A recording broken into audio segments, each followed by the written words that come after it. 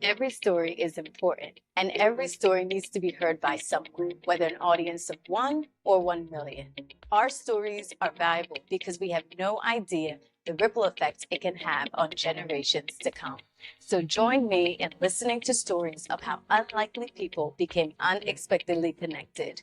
Their stories reveal that we were never meant to face life alone. And in helping one another, we end up finding ourselves and our purpose. Welcome to Letters from the Chosen.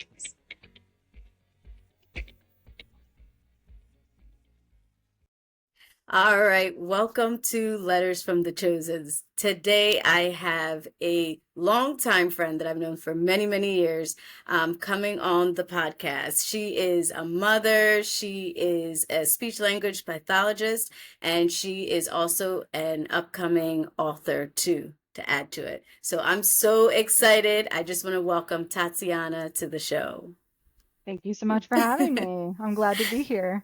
Thank you for being here. I'm so excited. So let's get into it. You are writing your first book. Can I you just tell am. us what that's going to be about, how that process has been? It's so exciting. Sure, yeah.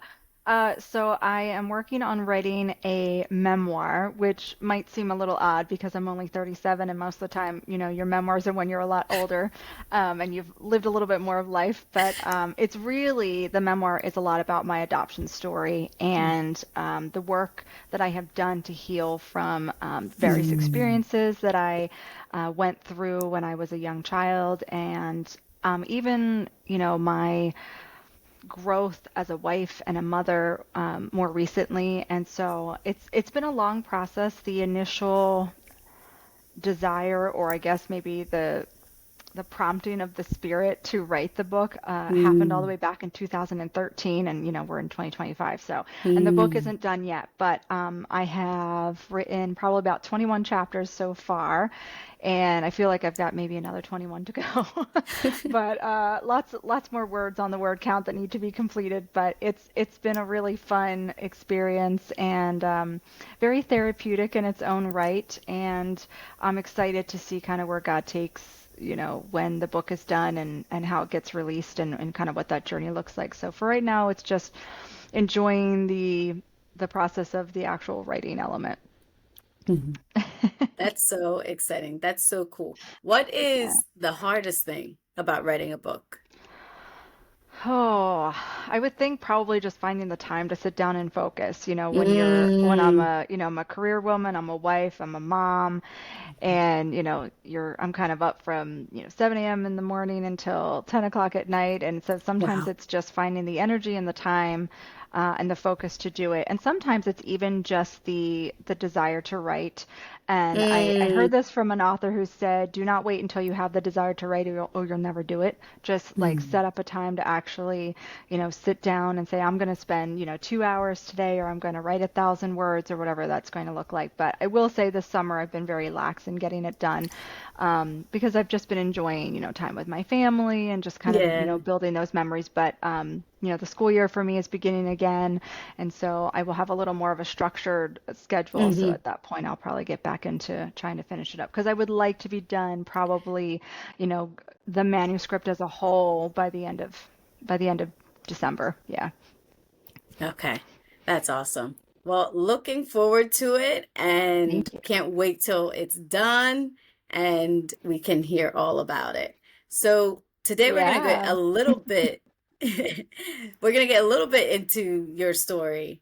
And so you mentioned you were adopted, Hmm. and we're just going to go a little bit into that journey, and I'll kind of give people a little bit glimpse of what your book will be about too.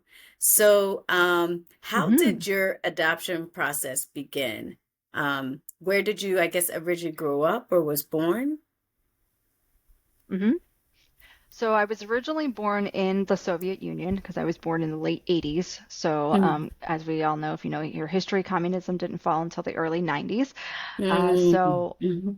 you know, when when trying to explain geographically where I'm from, usually I just go pretty general and go, I was born in the original Russia.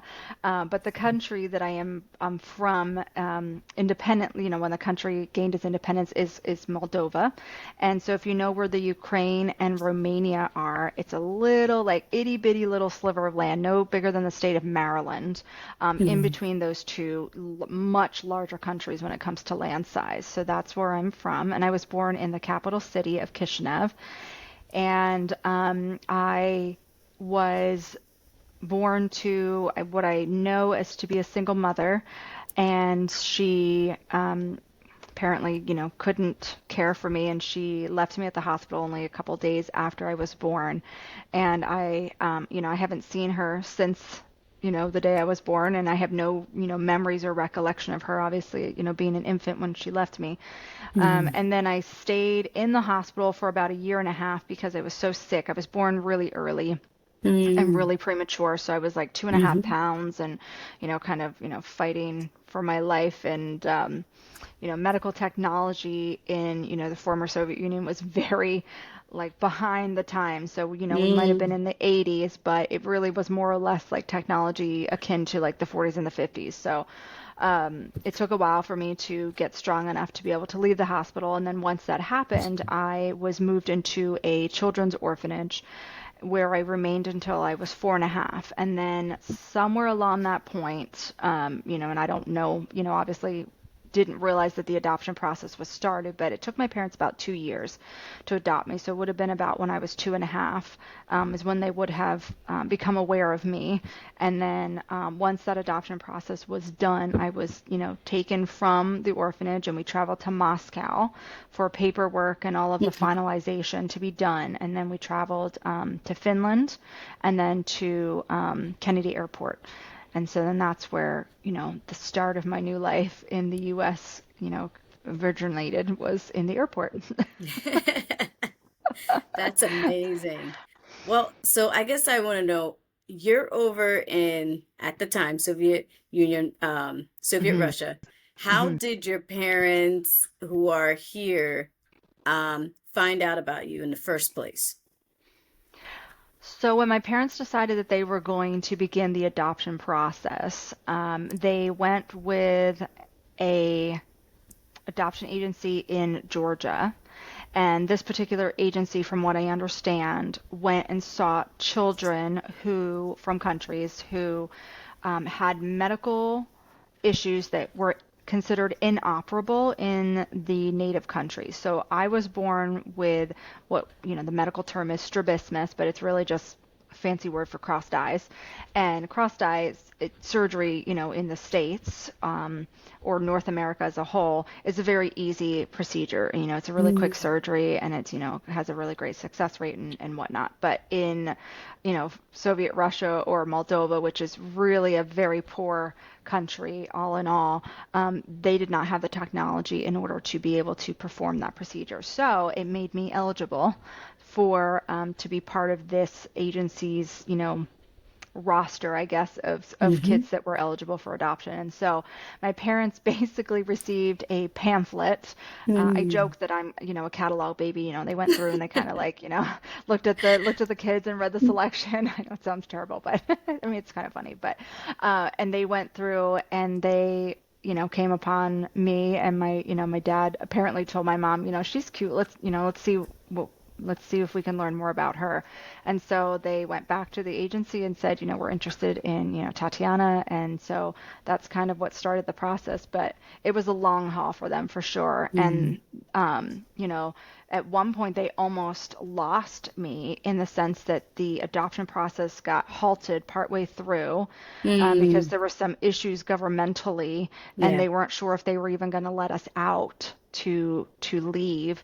And then they had to do kind of like some switching around with agencies and who they were dealing with. And so it actually delayed my arrival about 6 months. So I arrived in June and I was supposed to have arrived, in December or January. And so it was a long, stressful process for them. And I was Yeah. completely, blissfully unaware of all of the trauma and the drama that they were going through to Yeah. get me.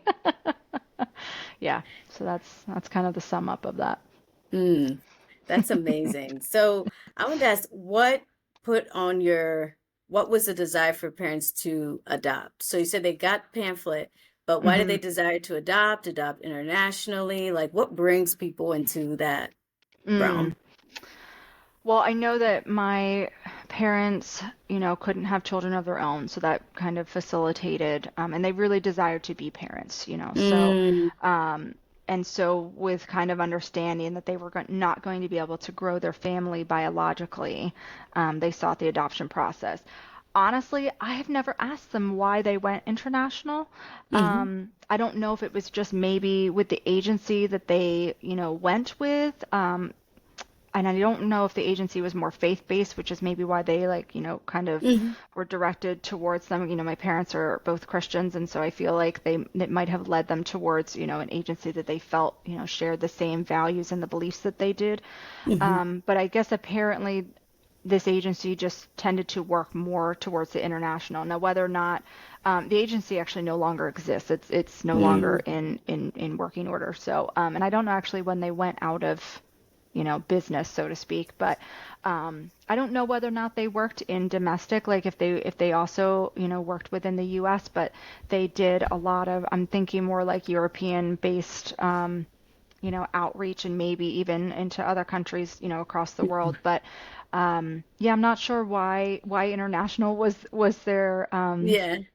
was their path, but I'm certainly Mm, glad. I mean, I'm not questioning, and I'm not, yeah. upset about it by any means, because and I think obviously, um, as a believer, I wholeheartedly believe that God ordained those steps and put that hmm agency in their path, and so like it was just meant to be, whether or not that was their original intention or where they thought that they, wanted to go. Like God made that, where it was supposed to be. So yeah, Yeah. I agree. I yeah, agree. yeah, I also just noticed when you were talking about how things were meant to be, the mm, cross-eye yeah, uh birthing that you had, mhm, and how it's like it was minor to fix, but even made me mhm, think like maybe even um God used that to his advantage for you mhm, being, brought mhm, here too. yeah. Yeah. Yeah, yeah. What So, man would have seen as a mhm. a shortcoming or Yeah. a fallacy, God, what man wants for harm, God uses for good. And so yeah, it definitely was a blessing in disguise as much as it Yeah. was, it's a minor cosmetic really in the end of it, but it was kind of my Yeah. my ticket home. Yeah, yeah, Yeah. it definitely opened that door. So I think that's Hmm. really cool. So I want to know, you're at the orphanage. You don't get adopted till you're about four, you said? 4.5. Four and a Hmm. half. So you're Hmm. aware of what's happening and you know these aren't your biological parents. Were you told you were being adopted? What was happening? Did the orphanage let you know? I was told the day that I was leaving that I was going, and I mean, yeah, no, they didn't tell us anything. We very rarely were informed of anything going on in our lives. And we were taught very early that you don't question authority. And so, Mm, there was 5 of us children that left on the same day. So I wasn't by myself. I was with a group of okay. children. I was the eldest amongst the group, even at 4.5. So, I had much younger co-travelers with me. But hmm no, we were woken up. It was still like really dark outside. So I'm guessing probably 3, 4 o'clock in the morning. hmm And, because if you're thinking summer, it gets light out pretty early. So it had to be pretty early in the morning for it to still be dark. And I was told to get dressed and put on hmm these clothes that I'd never seen before. My parents had sent clothes for me to travel in. And ironically enough, it was a sweatsuit because I was supposed to have arrived in the winter. And instead, I'm traveling in sweatsuit in the summer. It was great. So now I was just told you're leaving and you're going to America and you're going to a new family. And I had no clue. First of all, hmm what is America? I've never even stepped outside the walls of this orphanage for most of my life, hmm aside from the hospital. I've been to 2 places my entire life. And and the orphanage, grounds were fenced in. So like there was no traveling even outside of like the perimeter of the property. And hmm And I was like, okay, like where is that? And they were like, no time to talk. Like just get dressed, we gotta go. And so, we all got dressed and the rest of the kids in the orphanage all lined up and we all said goodbye. And America to me could have been, a house down the street. Like I didn't know it Yeah. was literally, across the world. And I had no idea that these kids who had been my family for as Hmm. long as I could, remember at a young age that I was never going to see them again. Um, Mm. and so it was a really scary and Hmm. traumatic time. Like in writing the book, honestly, like having the chance to really go back and reflect on that, it really Yeah. was quite a traumatic time because I was scared out of my mind. Couldn't Yeah. ask questions. No one was going to tell me anything. I'm with these young children who are just as scared. And I'm with, one of the caretakers and her daughter. They were our travel companions, and we Mm. were, exposed to, a car for the first time, the city of Kishna for the first time, traveling on an airplane for the first time, like all of these things. It was like Yeah. all of these major life experiences happened within like 8 days of my life. Hmm. And it was, when I look back, I'm thinking, I honestly don't know how I didn't like have breakdowns at 4.5 years old when they're scared. Yeah. Yeah. Typically they cry and they, get upset and Yeah. I don't remember even being allowed to have that because that, we weren't going to question anything that was happening. And I grieve too for the fact that like I didn't say truly a proper goodbye to these kids that I had lived with for two and a Yeah. half years. And I feel like, I was robbed of that experience or that right to have that final, like that proper Hmm. finality or closure. That, even 30 some years later, I'm just like, oh, it just still kind of Yeah. hurts my soul a little bit, but yeah, so that was the start of the journey and it was a wild ride. And being Yeah. old enough to know and remember is Yeah. really even more wild. Like I'm sure some of my younger companions with me that were maybe like 2 or Hmm. even younger, it probably doesn't phase them at this point in their life. But for me, being almost 5 and actually having the ability to remember and retain, Hmm. it really has kind of like set the trajectory of, even Yeah. into my older years, what that looks like. Yeah. Wow. Well, it makes sense too, because after you were in the hospital, you went straight to the orphanage, Mhm. so they'd become your family. Yeah. Yep. Yeah. Yeah. Yep. Yeah. Mhm. So deep Yeah. attachment and Yeah. yeah. Yeah. We even called them mamas, which is Okay. ironic. Like we called them mamas. Now, I don't think I've really understood the profoundness of calling somebody mama. Like that to me was just a word. Yep. Um, but yeah, but I can say they were definitely not loving like mamas by any means. Yeah. Not any kind of mama I would have wanted, but there we go. That's what I had Yeah. to start off with. Yeah. So I want to talk about your experience coming over. Mhm. So you said it was a big adjustment because you lived a very secluded, strict Mhm. life, and Mhm. then it was like open doors. What Mhm. was the biggest adjustment to life in the US that you had to Oh, make? I think honestly it was the language barrier. Okay. So, aside from, the obvious like big move of like the physical change and being Mm-hmm. introduced to complete strangers that I, had never seen, I think I inherently knew that they were kind though. And so I don't think I necessarily feared for my safety at that time.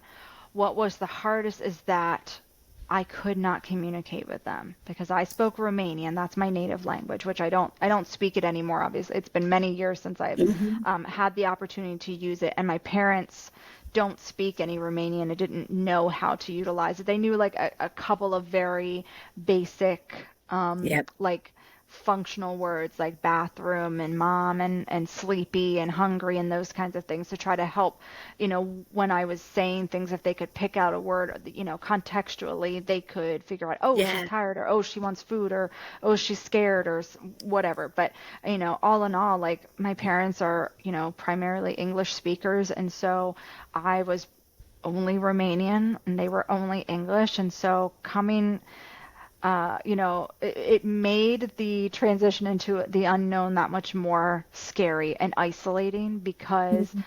I'm trying to communicate with them and tell them in my 4-year-old, 4.5 capacity, things that I need, and they're just staring at me like they have no idea what Mm, I'm saying. And like, yeah. I know, I can tell that they have no idea what I'm saying. And so, already feeling alone as having had literally everybody that I know in my life taken away from me, my security of my family, the security of the known, ripped out of, free from my life without, any Mm, explanation. And then the isolation continued. yeah. Um, but they tried. Mhm. They really tried, and we figured out a way to talk to each other, hand gestures or pointing or whatever it might have been, but it was really hard. And my mom even said, like, you whispered for weeks. Like, I didn't even speak in a full voice for weeks and weeks after because I think I was just so not sure how, Yeah. this was going to end. And as nice as they were, I don't know that I trusted that it was going to be permanent. Like, what if this was just another stop and I was going to Hmm. go somewhere else? So I think the attachment part too was really hard because I wanted to be settled and feel safe. And I think for a long time I was just like, don't be too loud, don't do anything that's going to make them, feel a Hmm. certain way. Um, and so I just kind of, managed to, just kind of survive a little bit and be quiet and, ate Yeah. Cheerios and raisins for months because that was all I knew. That's all I would Yeah. eat. It was great. Cheers and raisins. Love it. Cheerios and raisins. And now I can't stand either. Now I can't stand either one of them. I won't either. I won't. I can't.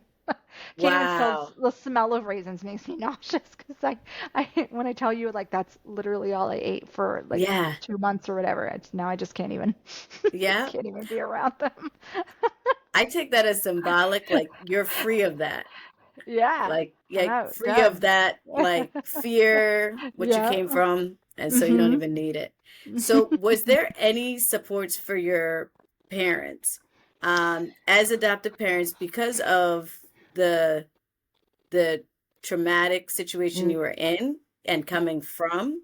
And even when you said about the whispering and the fear, I think of what you said it was like living with the mamas, that it was very Mhm. strict, don't question authority, you're never allowed out. And so, um, did your parents get any background on that, on where you were coming from? And then did they get any help with the agency or counseling with the language trauma? Did they get any support with that? Yeah, I don't think my parents really understood, or I certainly don't think they were given a true view into life in the orphanage. Like, in present day, a lot of times parents that are adopting travel over to the country and they meet the children and they kind of establish a relationship with that child before the actual adoption process goes through, so that when the child ends up moving to wherever the new location is, it's not such a culture shock.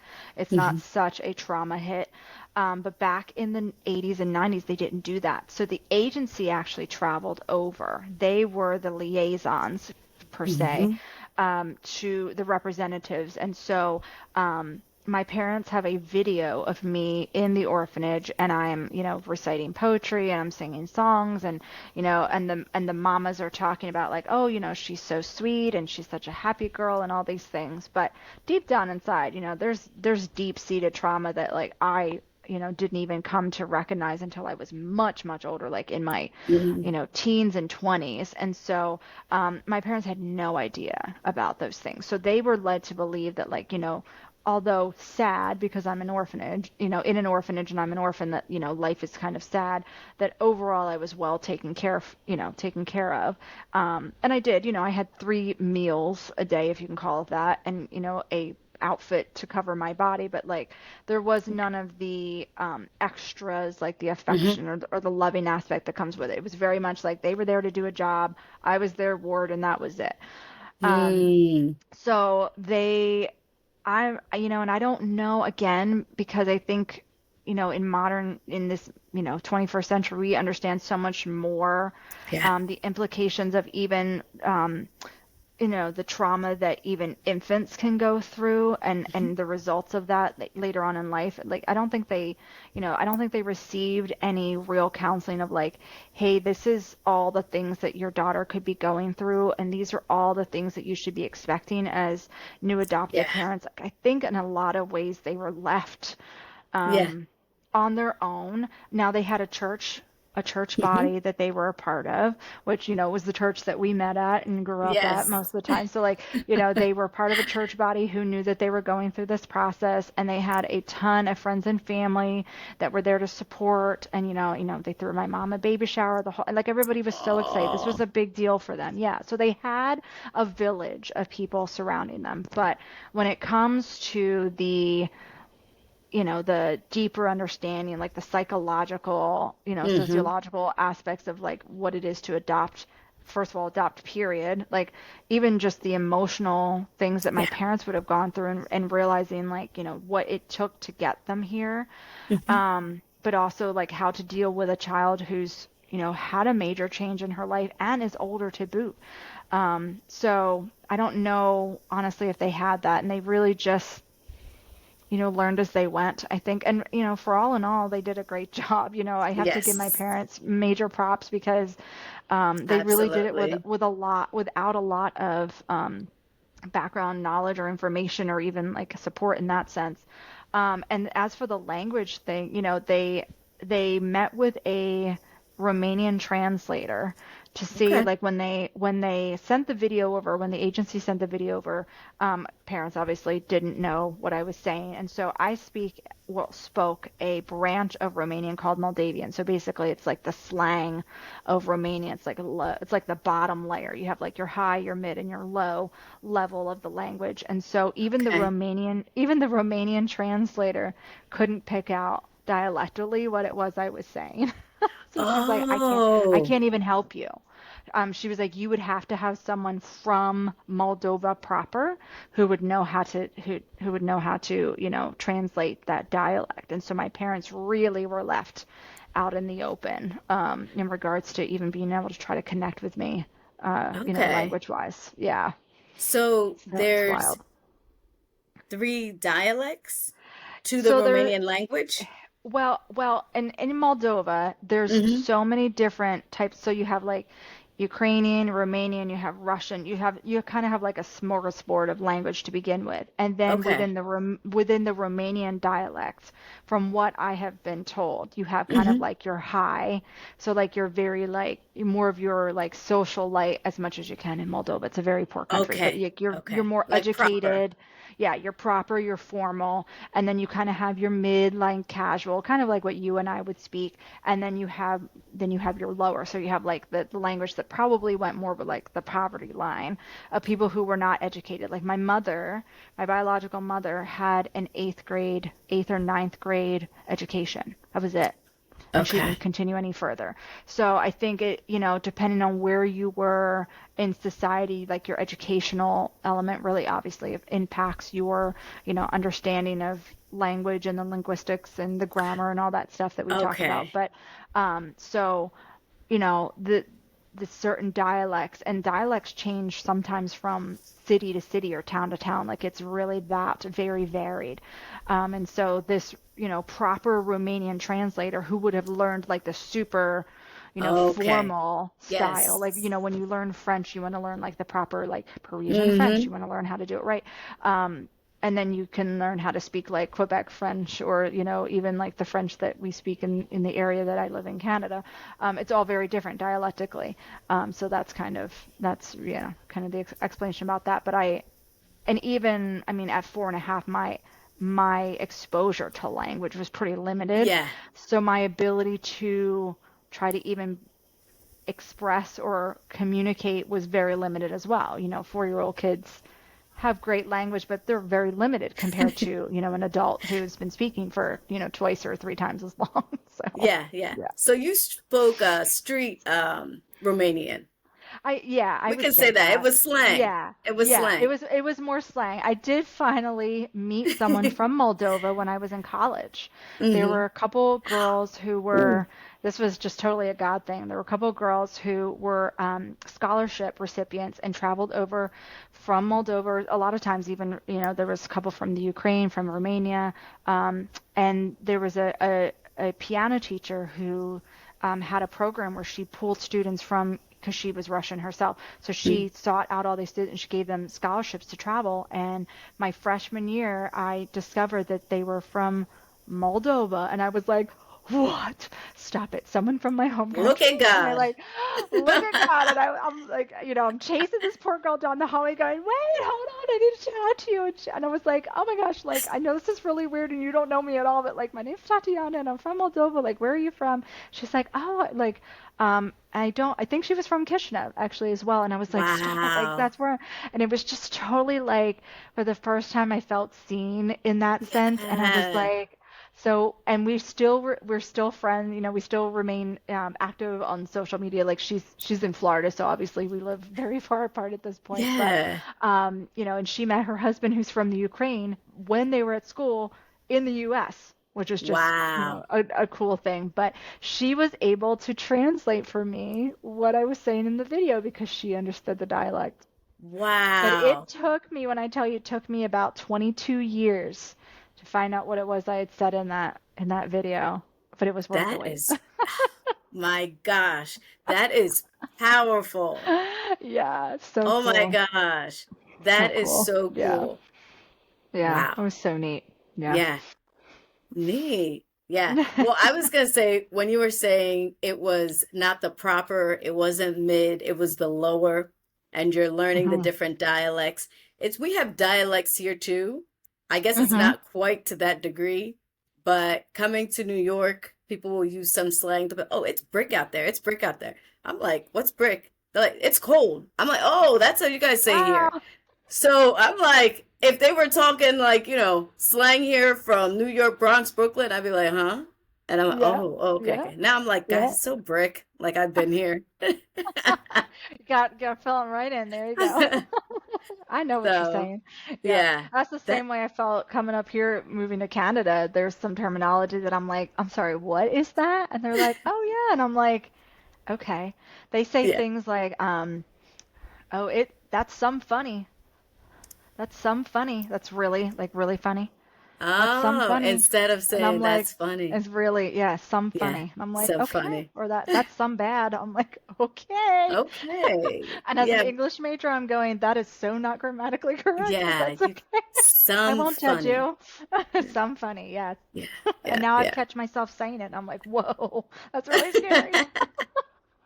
All Pick right, it so up. how did it feel hearing that translation for the first time? That is amazing. And are you able to give us a gist of it, or was it just because you said it was kind of for a show where they were having you guys perform Yeah.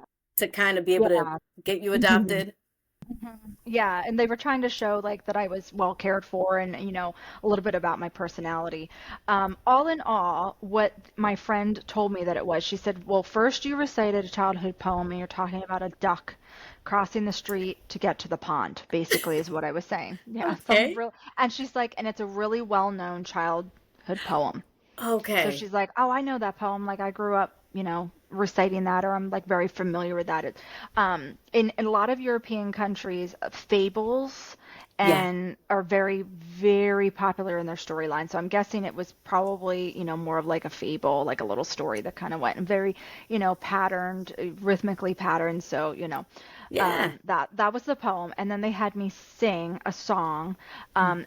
and the main part of the song is Mama Kutsa. That's the word in Moldavian, Mama Kutsa, and it basically is like my mom is so pretty, my mom is so lovely, and that's the gist of the song. And then there's like la di da di da di da, which is just kind of like the filler part of the music. But that's what I was singing was Mama Kutsa.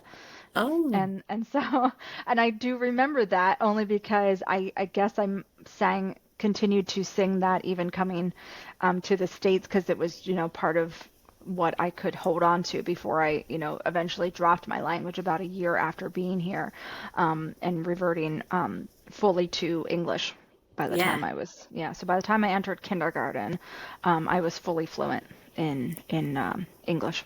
In and no English. longer spoke Romanian, yeah, or Mm, Moldavian or whatever branch that was. But yeah, yeah, yeah, but yeah, that that's what it was. So it was a poem and a song. Yeah, that's so cool. Yeah. yeah. What you said about the remembering the song, Mhm. it's similar for me. Uh, my native language is Tree, and similar like you, after I forget what year the doctor said you get to where a child no longer retains it. And Mm. so, because my mom had asked, I spoke it for a while, just because I had other adopted kids who spoke my language. So Okay. nobody at home, but there were other Mhm. kids who spoke it. Mhm. And so then I stopped speaking it, and so I forget what the Yeah. age was, and the doctor Mm. said, "Oh no, she's not going to speak it again. She'd have to Yeah. relearn."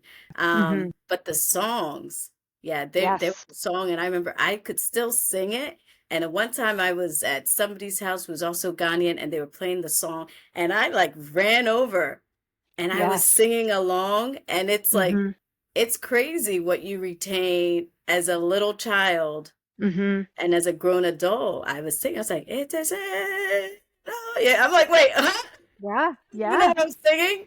But I Yeah. knew the song and I remembered it. So you store it, and it's Yeah. powerful. Music and memory Yeah, is, music, I mean, music really transcends all of that time, loss of language. I mean, we see it in, I'm coming from a clinical standpoint as a speech therapist, you see it hmm in patients with Alzheimer's, you see in patients with dementia. Like, they might not be able to remember your name, their name, how to put on a yeah. shoe, what they had for breakfast, but you start playing a song from that hmm seats in like that long-term memory. Like, your brain is like a filing cabinet and holds that, and they can sing word for word and it's just, it absolutely just, hearing that for the first time and being able to recall that and understand what it was I was saying, it really just, it gave me a little more closure in a Yeah. sense that I don't think I realized I needed.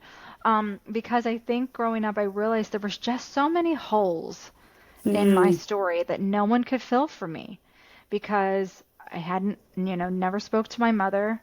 The orphan is, as far as I know, I don't even know if it's in existence anymore. I didn't keep in touch with any of the kids that came over with me. Those hmm parents didn't choose to remain in touch. So having somebody who could speak to that part of my life and give me, Yeah. a closure to some burning questions that I had, as simple as like, what is it that I'm saying? Um, Yes. it kind of helped it feel a little less, isolating and a little bit, less far away and so much more part of my life. And just again, having somebody from my home country who could speak my language and still actively spoke it. Like, she has family that lives over there and she travels and sees them. She Yeah. got married over in the Ukraine as well as Moldova. They had, two different services or whatever. So, it was just really nice to kind of have that final closure. And then I, went home to my parents and said, I can tell you what it is I'm saying after all, Yes. because, the Romanian translator had not a clue. So, somehow she was. I don't speak that I, I don't, Romanian. I don't know that dialect. Yeah, I'm yeah. sorry. I'm like, oh, okay. That I'm is sure too I'm funny. sure she didn't mean it that way, but yeah, that's Yeah, yeah, basically yeah. it. That was the vibe. Oh Yeah, my that was the gosh. vibe. All right. So we're gonna take it a little bit more serious now. Hmm. So I want to get into a little bit of that adoption identity. And you kind of were going Hmm. into it already. Your parents adopted you at 4, so Hmm. you knew, okay, these aren't my parents, they're strangers. Hmm. Did Hmm. they raise you as adopted? Did they have those conversations? Was it pretending you're not adopted, were really your Hmm. parents type thing? Hmm. Were they open with you about being adopted and talking to you about your adoption, where you came from, or was Hmm. it not even letting you know you're adopted, not having those conversations? What was Hmm. the atmosphere with that? Yeah, no, my parents were open right from the beginning, and I think Okay. it's because, and and I don't think, I don't think they would have ever, even if I was younger, I don't think they would have, you know, gone more of the deceptive path of like pretending that I'm their child, which, they would have been able to get away with it because my parents are both Caucasian, and I Caucasian, and I look a lot like them. And so people who actually So don't cool. know my story will be like, "Oh my goodness, you look just like your mom," or "I see some of your dad in you," or like, "You sound like your mom." You start picking up like that nature So versus cool. nurture, which Mm-hmm. yeah, so like I apparently, have mannerisms and things that are very very similar to both of my parents. So when people were like, "Oh," or when my parents would say, "Oh yeah, and she's adopted," they'd be like, "No way." Like that I would never know. Like she really just Yeah. fits so well into like your family and all this stuff. But no, my parents were really open right from the beginning. And they explained to them that like, your mommy, your mommy that, who you came from Mm-hmm. her, her belly, she couldn't care for you, and so, she did the loving thing and let you go, and then, your daddy and I, you know, Yeah. came across you and your story, and that's who we are. And they had always said, any questions that you have, we will do our best to answer. My parents were also not given a complete story as well. And I actually own all of the documentation now. My parents had, like, when I tell you, like a 5-inch binder of all of the paperwork, every home visit they had, every, Mm. correspondence they had with the agency, every correspondence the agency had with other governments. I Yeah. mean, their entire life was opened up for scrutiny. I mean, they had to show that they could provide for me. They had to, they had, had psychological and Mm. counseling, and had to make sure that they were like fit to be parents. I mean, and, it's a huge sacrifice that they went through as well. But they were very Wow. open in saying, we will answer as best as we can. Anytime you want to look at this paperwork, you are more than welcome to it. I didn't look at it probably until I was in my teens, because it would have been over my head, with the legal jargon and all of that stuff. But I mean, when I was old enough, they showed me the letter that my biological mother had written, to the agency, officially and fully relinquishing parental rights. So even though I was in the orphanage, she had not relinquished parental rights. So she could have come, from what I'm understanding, anytime and come to the orphanage and said, "I'm ready now to care for her and I'm taking her." Mm. But for the time being, because she fled, literally like 2 or 3 days after I was born, left the hospital in the gown, barefooted, like fled for her Wow. life. I'm not really, I don't understand the reasoning behind that. Like she was clearly fearful of something. She fled and left me, and so, the province then became responsible for my care, and so then I became a ward of the city, so to Mm. speak. But she technically was still legally my mother. Like that Yeah. hadn't happened. So, I read the letter that she said, like, "I'm unable to care for her and I am relinquishing parental rights and I'm giving permission for this adoption to happen," in very broken, Hmm. translation version. And I'm sure it's because, even her language, like eighth grade education, she was very Hmm. limited on how she could even write. Yeah. And so, yeah, they answered everything they could and did their best to try to navigate the different emotional ups and downs that I went through over life, through my life in regards to being adopted. And Hmm. um, I went through periods where I was totally fine with it. I didn't think about it. I was proud of being adopted. I was proud of like my heritage. I was proud of the story. And then there were periods in my life where I wanted nothing to do with it. That I like Mm. didn't want to acknowledge it. I hated people talking about it. It made me feel like such an incredible outsider. Hmm. And I think that happened probably more or less in my teens. You're going through puberty and all the hormones and changes, and you're moody and all these fun things. And I definitely, and kids can be really cruel. And so Yeah. I was bullied a lot, because I was, from a different country. I was from what was former communist country. I had a lot of that stuff kind of thrown in my face, and I'm thinking, well, I can't help where I'm from, but it hurt, and when you're that young or in your teens, it's hard to kind of separate the truth from, I think those words hit probably my own insecurities that I was dealing with. And so there Hmm. were periods that I was very angry about it, and didn't have a really great outlet to like let go of that anger. So it just kind of Yeah. sat inside and deep. And I didn't tell my parents a lot of that stuff Hmm. because I didn't want to come off like I was ungrateful for everything they had done. Yeah. Mm.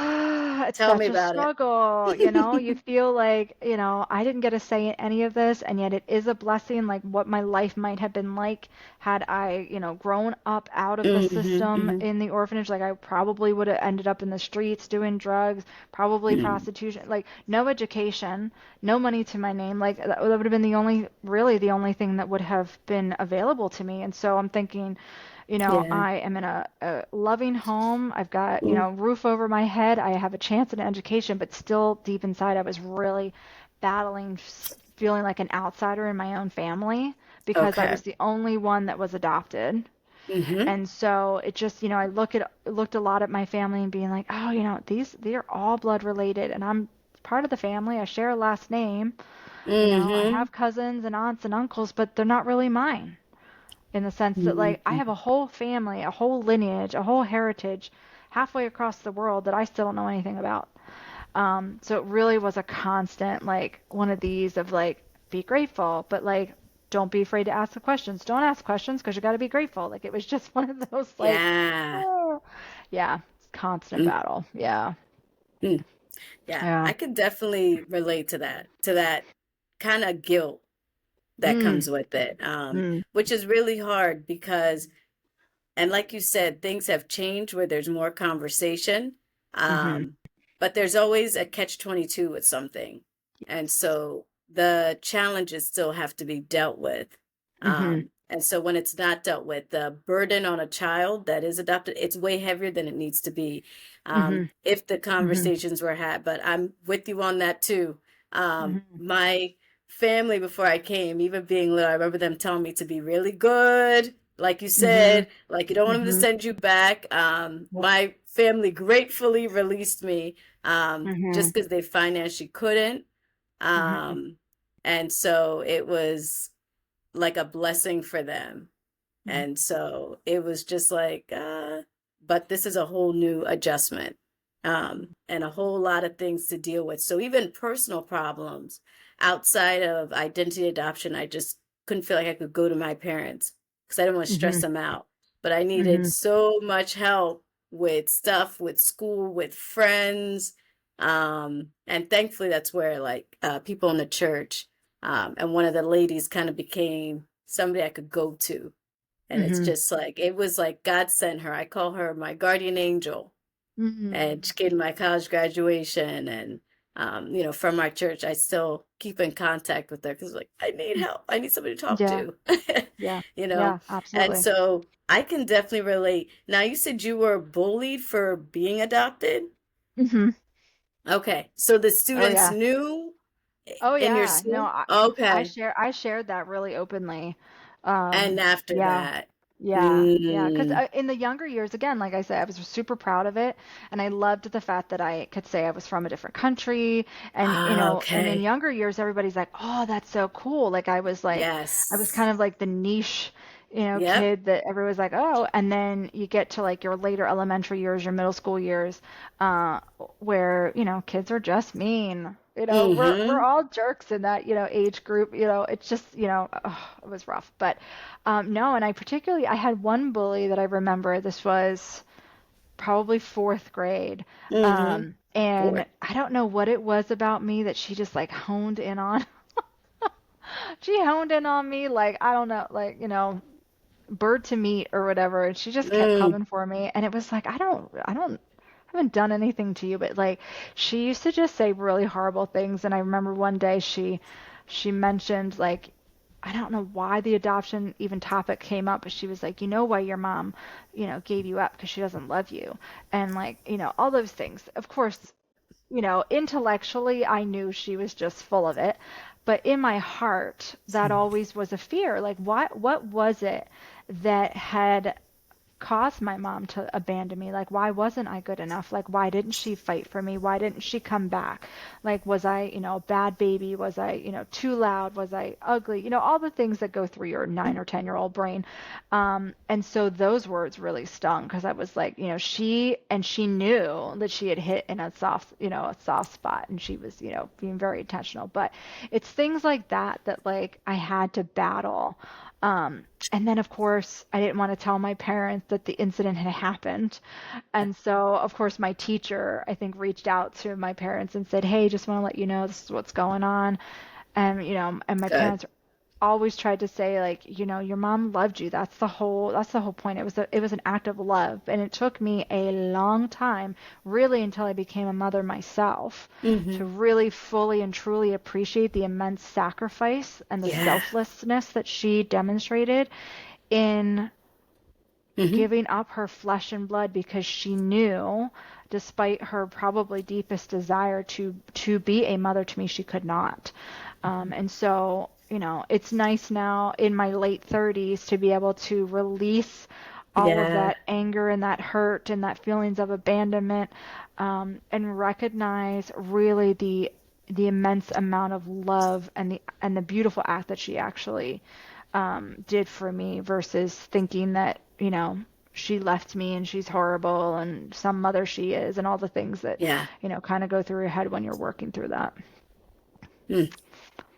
Yeah. I was thinking about the comment the girl made, and I'm just going to say that's straight from the enemy. Mhm. Because that's Mhm. exactly what he attacks is Mhm. identity. And Mhm. that even when you know your situation, it's just like his voice to blame you, Mm. and Mhm. thinking, even for me, I don't even know why I grappled with that of Mhm. my family didn't want me. Mhm. Because my Yeah. sister stayed and they gave me up. Ah, And okay. why did they do that? And I must have Oh. not. My Mm. mother passed away. And I blame myself for that. Why is that my fault? So Mm. you just carry this guilt. And so just even Mhm. hearing that, I'm like, that's the enemy's voice just Mhm. speaking to that to Mhm. keep you Mhm. in bondage. But he always attacks identity. And Mhm. it's like the easiest target, I think, with adopted kids, because there's those you mentioned you felt like they were holes and you felt like an Mhm. outsider. Mhm. Um, so I want to kind of get into that. And how did you go from feeling like you were an outsider within your family to where you are now? And then the holes that you felt with your mother, Mhm. of why did she do this, and holding that Mhm. resentment. And so you come to a place of peace. So tell us what got you to that. Going to therapy at 27. Really? Not being snarky at all on that, but no, Yeah. I really fought for a long time, even going to speak to a counselor, Mm, about kind of working through, understanding. Like, I came to, in my teens, understanding kind of the significance and the severity of some of the trauma that I had endured in the orphanage. I was abused physically, sexually, emotionally, like the whole oh, gamut. wow. Yeah, so By the it was, mamas?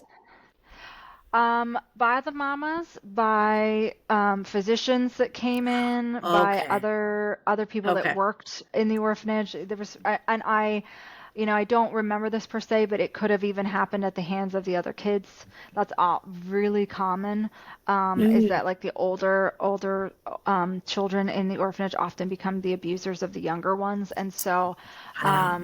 yeah, just a lot of trauma and Hmm. stuff to kind of work through. And, I had dealt with for many years, like, nightmares and flashbacks and things I didn't understand really what they were Yep. until I became a teenager, until I, had to sit through things like sex ed in class, and understanding, like, body autonomy, and this is, how you can say no Yes. and all these things, and me recognizing, oh my goodness, that's what these are. That's what these visions or these flashbacks are. This is why, Yeah. certain things create, like, a tenseness in my body. But Yeah. even at 14, not knowing who to turn to, who to talk to, going through things like, well, it happened, 10 years ago at that point. Who's going to believe me? They're going to tell me to get over it. It's like Wow. so long ago. And yet, for me, it was like reliving it as if it had happened just the other day, over and over and over again. And I went through, from 14 to 27. So another, 13 years. But Wow.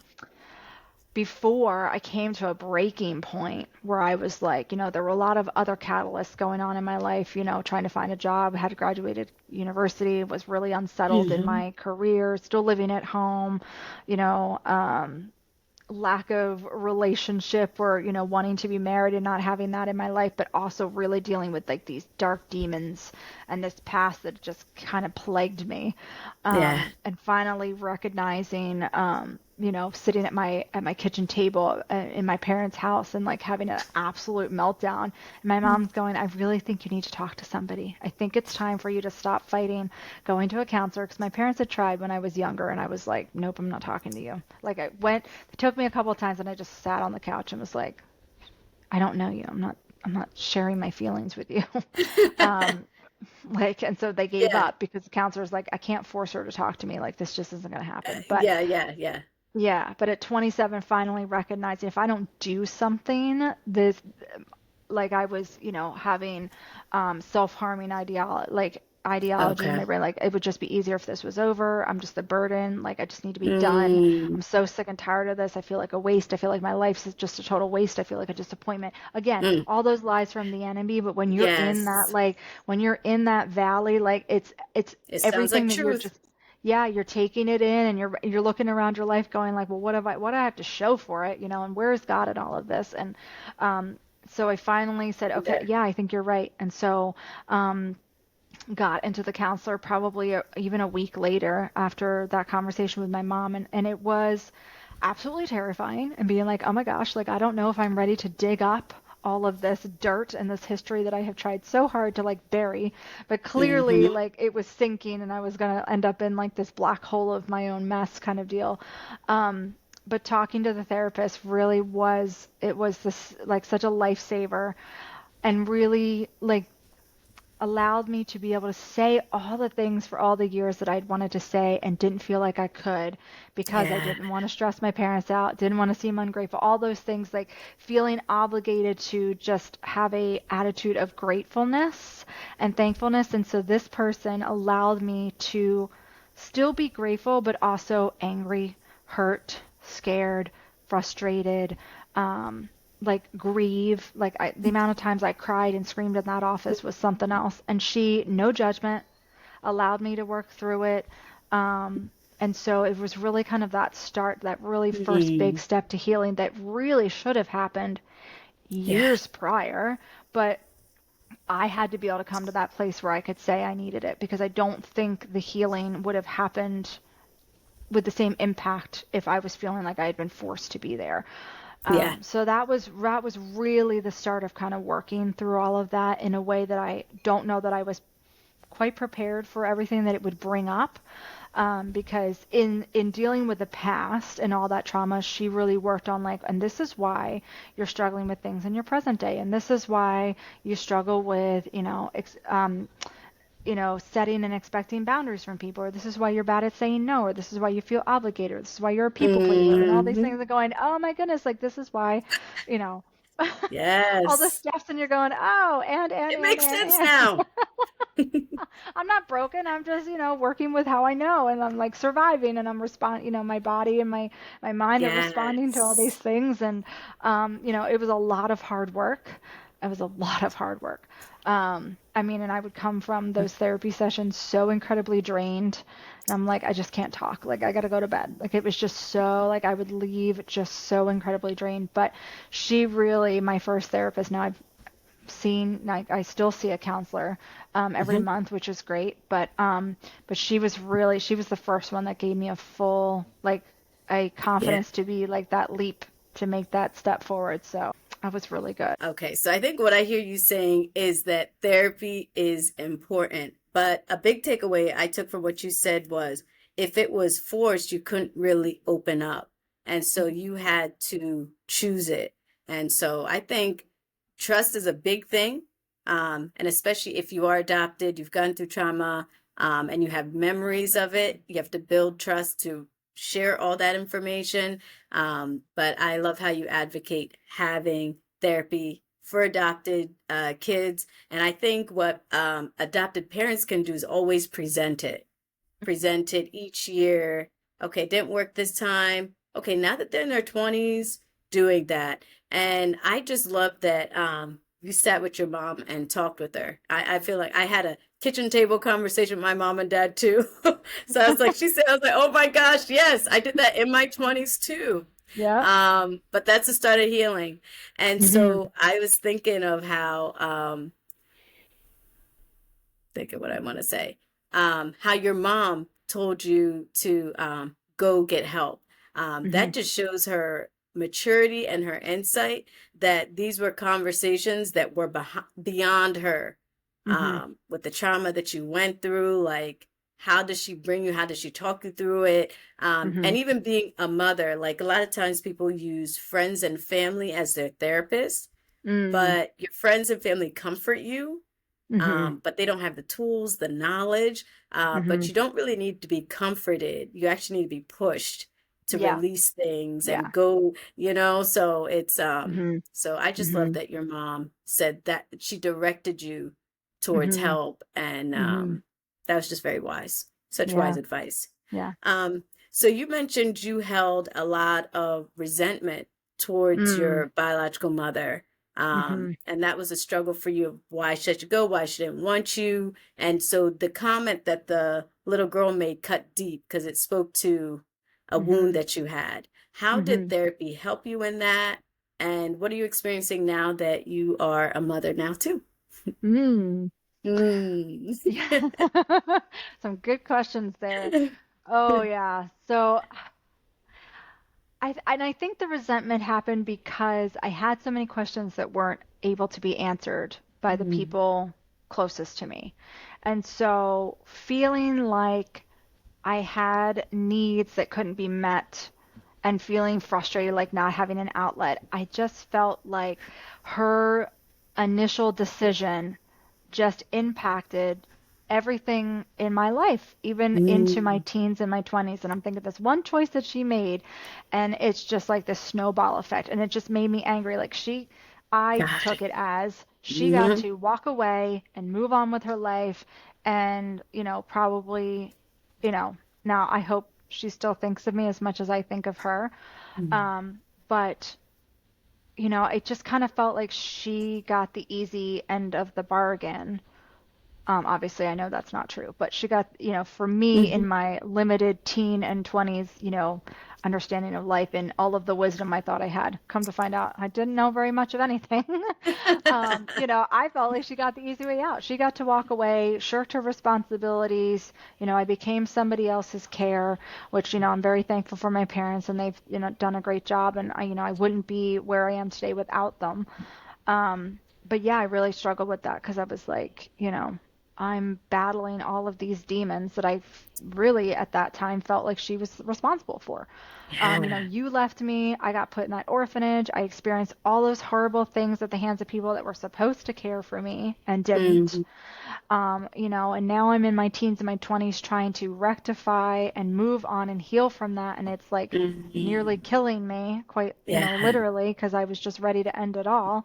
Um, and then when I became a mother myself, I remember I remember holding my child in my arms, a brand new mother, and looking down at my child and going, I get it now. Like I would do anything to make Mhm. sure that my child is safe, Yeah. loved, well cared for, all of the needs met, safe, people that can be trusted, caring for this Hmm. innocent little life. Yeah. And the amount of love that a mother feels, it's like none other on this planet. Mm. Like, I love my husband very much, and he Hmm. is my best friend. And I found real, true, deep love when I found my spouse, which is still very much the case. But there's a different kind of love when you're a mom, whether or not you're an adopted mom or whether you're a biological mom. But I will say, carrying having the blessing of being able to carry and be pregnant and bring my Hmm. child full term and into this world, it's a whole different type of connection. It's Wow. so intense. Hmm. And I fell in love with this little life inside of me the minute I got that positive pregnancy test, and I was like head over heels. Yeah, seriously. And it just Yes. just the thought of anything happening, like, caring for myself, making sure that I this pregnancy was healthy, all those things. And then, I had this little life in my arms, sleeping peacefully, has no care in the world, only knows, a clean diaper, a warm wrap, food available whenever, like only knows safety. Yeah. Um, and I finally understood like why my mother did what she had to do, because I think deep down inside she longed for that herself for me, Yeah. and knew that she couldn't provide that. And it broke me, because I was like, oh, now I can finally see it, not just from like the little girl that Mhm. I am and having experienced that, but now as a mother, Yeah. from a mother's perspective. So it really was like a full like 360 of like coming in from my childhood into my adulthood, and then into my becoming a parent myself. And it gave me a whole new appreciation and love for my biological mother, who I don't know, Hmm. obviously, and I don't know if I'll ever get to see her on this side of heaven. But, you know, she really made an immense decision that was so impactful. And yes, did I deal with a lot of junk in the process? Yes. Did I have to endure the trauma? Yes. Like, and obviously that wasn't her fault. But Yeah. her decision did lead up to that. But really her decision allowed me to like come to this point in my life to, eventually find my spouse and become a mother myself, and understand that. It did also allow me to grieve too. Like, this is when I started seeing a counselor again, was after I became a parent, dealing with postpartum depression and anxiety, which was, a real serious thing. So, if anybody ever has that, like, do not wait, go get help. Hmm. I waited like 6 months Hmm. postpartum, and I probably shouldn't have waited that long, because once again, one night as I'm like dealing with all of these, all the demons that have coming back again, and all those feelings Yeah. of, am I really prepared to be a mother? Do I deserve to be a mother? Am I capable of Mm. doing this? Like, I'm still broken. I'm still jacked up, dealing with all these things. And once again, those thoughts of like, my baby would be better off without me being a hot mess. My husband deserves better than the hot mess that I am, and thinking that, and realizing, oh my Mm. goodness, okay. And the next day calling and saying, I need to talk to somebody now, because, I got some Yes. scary thoughts running through my head and I don't like that. Um, but being able to fully then grieve for that little girl myself, and having to work through again, recognizing that I didn't have that kind of connection with my mother, or even the, caretakers at the orphanage, and just, um, having to work through and let myself grieve that part of my life that just never was, until I was, almost 5, which, my parents have always been loving, all the hugs, all the kisses, all the things, but there's Yeah. just the part that, like, I had to wait that long to get it, you know what I mean? And it's like, so once I became a mother, I was just so bound and determined to make sure that my child, and her future children that we may be blessed to have, never ever have to question or wonder, are you loved? Are you treasured? Are you wanted? Do you belong? Yes. And we hope, God willing, maybe one day to be able to adopt. And I'm gonna, having walked through that myself, Hmm. and going to do everything I can for, any future adopted children, to make sure that, they hear that every day. You are wanted, you are loved, you belong, you matter. You're not a mistake. It's nothing you did wrong. All the things that my parents, said to me, but it probably took me to becoming a parent myself to recognize that, yeah, they were right. But in my mid 30s, recognizing that, and finally kind of going through that. But yeah, it took a long time. It's been a long journey getting to this point. Hmm. And there are still times when I feel like, when I'm in a vulnerable state, or I'm going through like a period of like low, something has triggered a memory or whatever, when I'm having to really kind of remind myself that, the enemy wants to Yeah. define me by, choices that I couldn't make or choices that I've made or whatever, and recognizing that my identity is in Christ, Mm-hmm. first and foremost, and that I am, a daughter of the King. I am His beloved. I am Amen. redeemed. I am restored. God has a purpose for me that is beyond anything that anybody, said or did or, spoke over my life at a point when I couldn't fight that or couldn't defend myself. And so, like, even with, with writing this memoir, so much of what I want out of that isn't about me.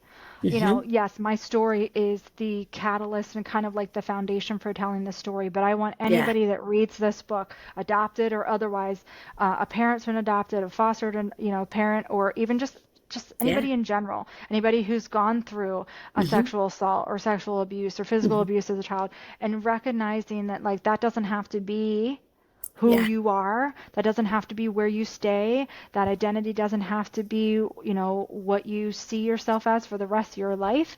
Like, you are not that.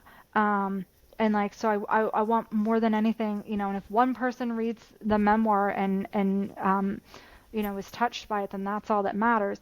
But I want it to be a story of hope. I don't want anybody sitting and feeling sorry for me and being like, oh my gosh, she went through so much. And, it's not about me. It's not about me at all. It's like, God has been so gracious and kind, in the midst of all of that. Um, Yes. and that's what I want people to know, that, like, God is still good in the midst of the ugly. He is still good on the mountaintops and in the valley deeps. And She's preaching. that's what, yeah, that's the story. Like, God is good all the time, or as we used to say in church, and all the time And God is good. God is So good. all the time, yeah, Oh yeah, my goodness. Thank you so much. yeah. That Thank was you. powerful. Your heart and passion. You don't even have to say it's not about me. When you were talking, you were ministering. I'm just like, Mm, I was trying hard not to interrupt you. I'm like, yes, amen. That's right. You said it. And I'm like, calm down. Let her finish. I'm like, mm-hmm. All in my head. thank Absolutely you. powerful. Just the encouragement, what you were dropping there. Anybody who's hearing that, here's your heart for wanting to bring healing to others Mm, as you mm, have. And you're definitely doing that. And so just sharing your story, your bravery, putting it all out there, that shows there's selflessness, because it's not about what people think or how you look. It's about how can I help someone else? Because I know I'm not the only one. And I love how you said that these questions that you grappled with, the wounds that you have, um, a lot of people have it. It may have come in a different way, yours through the adoption, abandonment, the abuse you went through, but another person can go through that also within marriage, within any situation. The wounds are still the same, so it speaks to them. So I want to ask you a question on this topic of mm, what's an advice that you would give to someone else on their healing journey? Maybe what's one takeaway that you want them to remember that you learned that kind of gave you a foundation mm. for yours? Don't be afraid to seek outside help. Okay. That was definitely something that I fought for so long because I worried about being judged. I worried about being pitied. I worried about people looking at me differently. I didn't Mm, want to be treated differently. And so it really locked me up inside myself and in the internal battle that was going inside my mind and my soul, my spirit. I mean, just, decades worth of unnecessary struggle. Um, there is absolutely nothing wrong, nothing shameful, nothing. You are not weak for going to seek out a counselor. yeah. Sometimes that is family and friends are great, like we talked about earlier. Family and friends are great, but a lot of times they're too close to the situation to look at it from an objective point of view. And they, more than anything, they want to comfort. They want to reduce those feelings that you're going through. They don't want to, allow you to talk it through. They don't, they want to, don't be angry, don't be upset, or it's over now, or like, why are you still dwelling on it? and it may come from a great place, it may not come from a great place, who knows, but like it's not helpful. Hmm. The healing has to come by like ripping off that band-aid Yeah. and kind of cauterizing that wound and allowing it to finally, release all the ick so that it can actually scar over and heal and be done with it. Because if you keep Hmm. covering it up and the wound's still seeping underneath. Every time you rip it off, it's just going to still be messy. And so it's such an ugly cycle that keeps going and going and going. And so being able to talk to someone who has no personal connection to you, but Okay. their main goal is to help you be better, feel better, Hmm. sleep better, think better, be better at your job, be better in your home life, be better in your personal life, whatever. Um, they have no other, there's no other angles or motivations other than to help you heal. And Hmm. so, and you can go to these counselors and you can be as ugly as you want, and they don't care. You can be angry. You can spew if you're someone who likes to cuss it out or whatever because it feels therapeutic, you do you. But do not, do not be like me, who waited like 2 decades before going to get help, Yeah. and battled, these things by myself and ended up, considering things like suicide. It got to that point where I was like, if I don't do something, I'm going to be dead before, Yeah. this goes very far. And then you leave your family um, with the wondering of like what happened when things like that happen. And you are so loved and valued, and you belong here.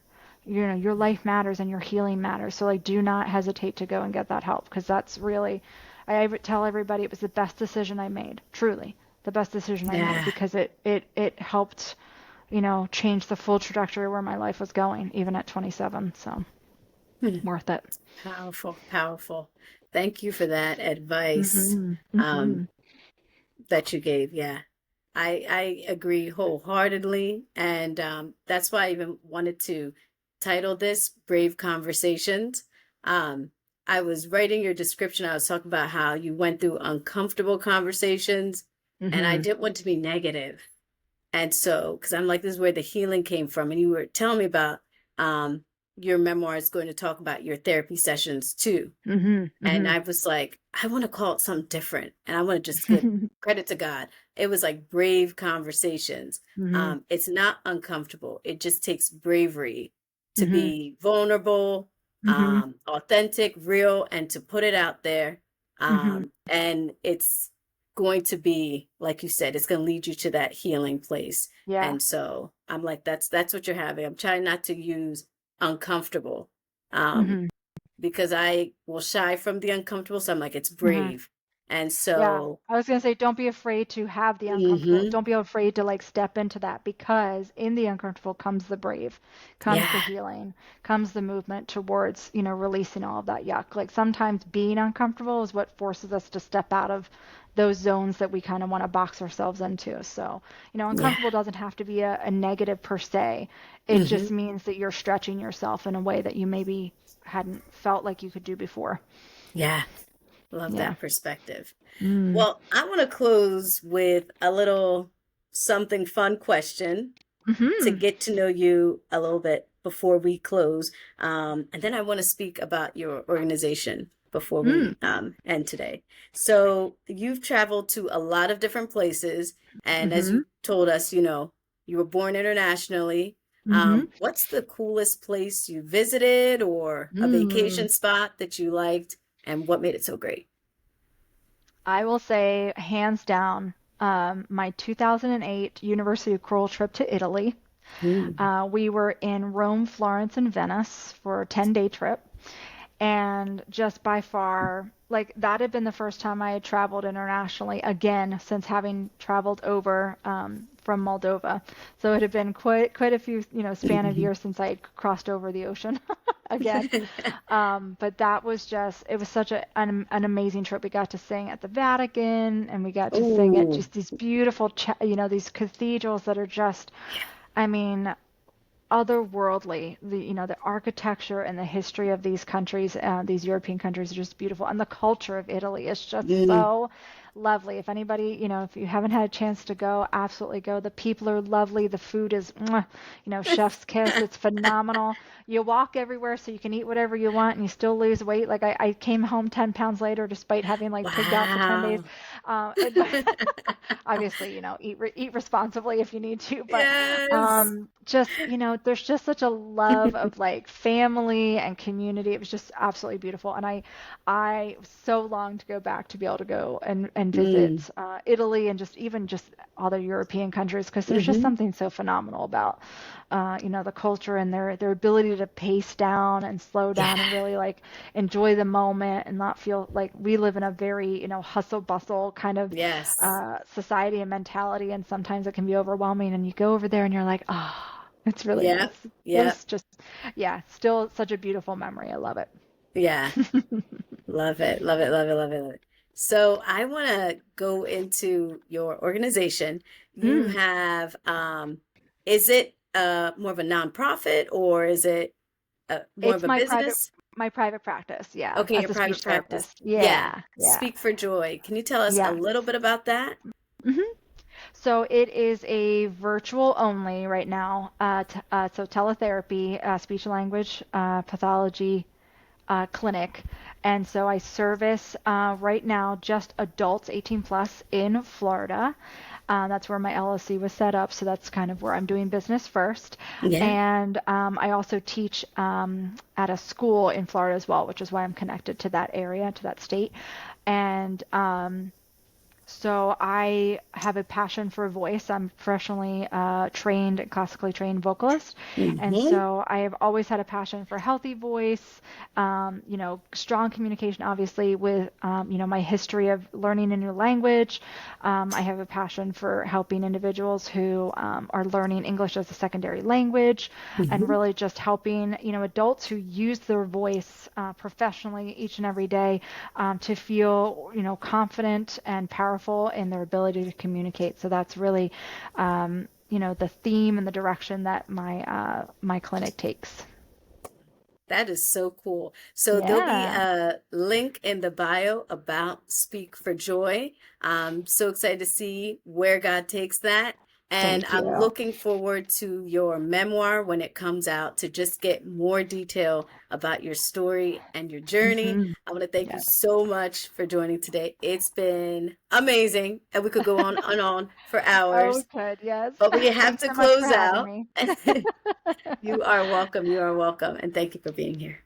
Thank you. Wow, that was such an incredible conversation with Tatiana. So many good nuggets to take from her story. One of the big things that stood out was just the need to get therapy and get help, have somebody to speak to and to talk to when you need it. I pray and I hope that through listening her story, there's just a paradigm shift in your mind to not see these conversations as uncomfortable, but to see them as brave conversations. You're having brave conversations that help get you to your healing. And always remember, God loves you and He has chosen you to fulfill His good purpose. See you next time. Be blessed.